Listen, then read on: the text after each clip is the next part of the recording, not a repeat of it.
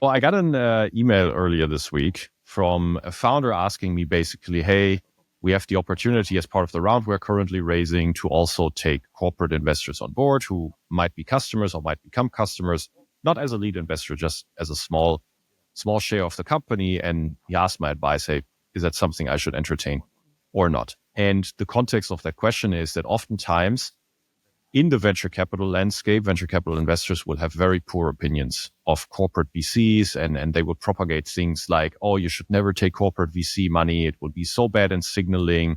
They never deliver on their value add. They give you all these promises, whatever.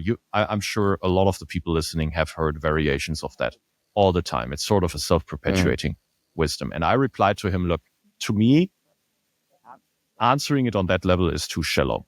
And I gave him a framework and saying, look, regardless of who your shareholder could be a VC, could be a corporate, it could be an angel, could be someone else.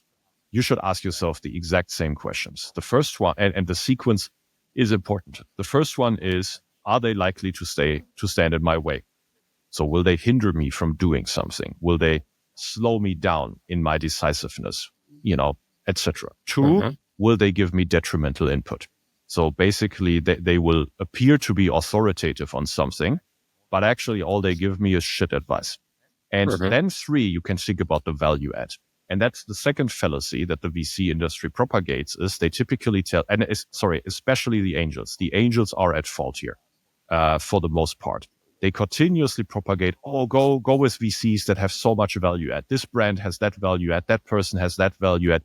Bullshit, wrong sequence. Because if you optimize it that way, you can still land in bed with someone that will stand in your way or will give you a detrimental advice. And sorry, this is not a theoretical discussion. I have it in my portfolio.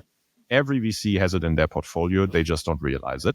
And every founder has had either stories of their own or somewhere in their network where there was this detrimental investor or that investor that stood in their way. So the sequence is important. The first step, make sure the investor will not stand in your way. Two, make sure they will not give you detrimental input. And if you already optimize these two things, you will have optimized 95%. You can already be very happy at just closing your round. And that can be a corporate investor. It can be a VC. It can be an angel that satisfies that. It's